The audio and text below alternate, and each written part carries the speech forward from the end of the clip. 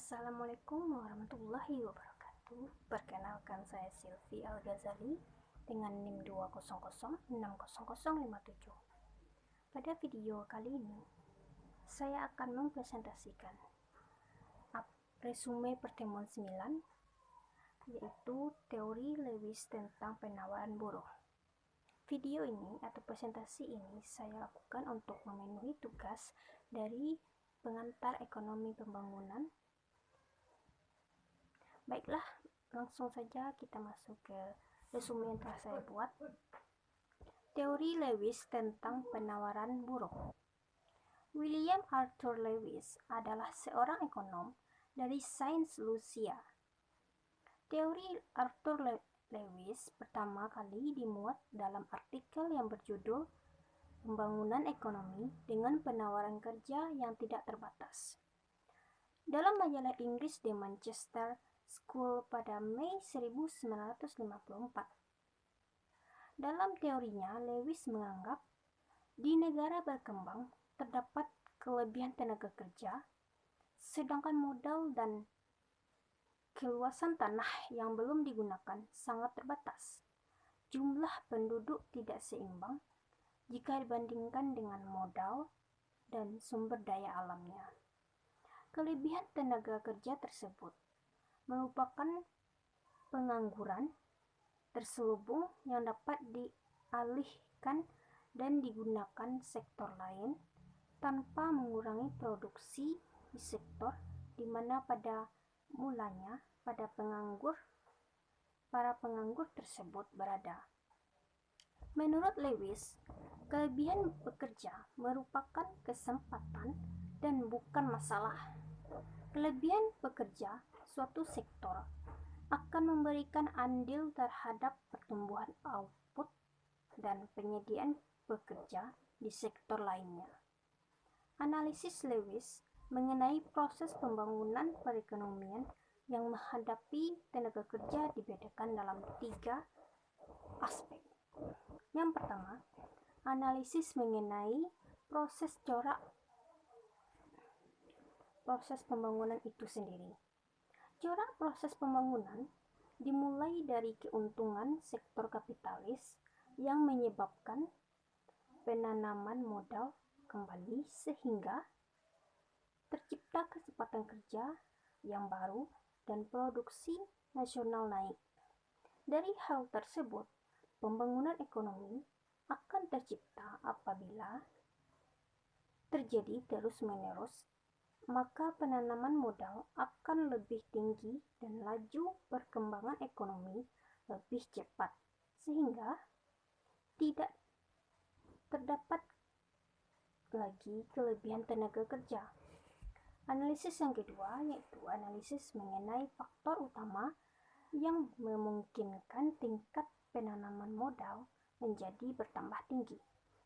Diawali dari penanaman modal yang diperoleh dari pinjaman bank dan pengeluaran yang defisit menyebabkan inflasi atau lama dan lajunya tergantung pertambahan pendapatan, sehingga tingkat tabungan dan tingkat penanaman modal naik. Analisis yang ketiga yaitu analisis mengenai faktor-faktor yang menyebabkan proses pembangunan tidak terjadi. Perkembangan ekonomi pesat sehingga tidak ada kelebihan tenaga kerja yang menyebabkan tingkat upah kapitalis naik dan keuntungan pengusaha terhapus sehingga tabungan dan penanaman modal tidak dilakukan. Arthur Lewis mengasumsikan bahwa dalam perekonomian suatu negara pada dasarnya terbagi menjadi 2 struktur perekonomian sebagai berikut. Struktur yang pertama, perekonomian tradisional. Perekonomian tradisional umumnya terdapat pada daerah pedesaan di mana tingkat produktivitasnya masih rendah dengan sumber tenaga kerja yang tidak terbatas atau surplus. Surplus tersebut berkaitan dengan basis perekonomian yang tradisional di mana tingkat hidup masyarakat pada kondisi subsisten Akibatnya, perekonomian yang subsisten pula. Hal ini ditandai dengan nilai produk marginal dari tenaga kerja yang bernilai nol.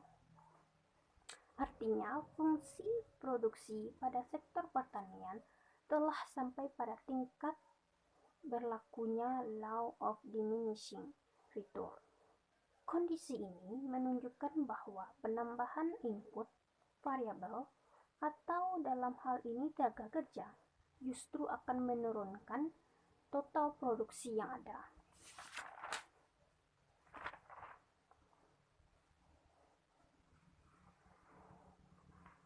Struktur yang kedua yaitu perekonomian modern. Perekonomian modern umumnya terdapat di daerah perkotaan, di mana sektor yang berperan penting adalah sektor industri. Ciri perekonomian ini adalah tingkat produktivitas yang tinggi dari input yang digunakan, termasuk tenaga kerja dan juga sebagai sumber akumulasi modal. Hal ini menyiratkan bahwa nilai produk marginal, terutama dari tenaga kerja, bernilai positif, sehingga fungsi produksi belum berada pada tingkat optimal. Dengan demikian, industri perkotaan masih menyediakan lapangan pekerjaan dan para pekerja dari pedesaan dapat memperoleh pekerjaan tersebut dengan jalan urbanisasi. Pengkajian permasalahan dari dua struktur di atas didasarkan pada asumsi sebagai berikut.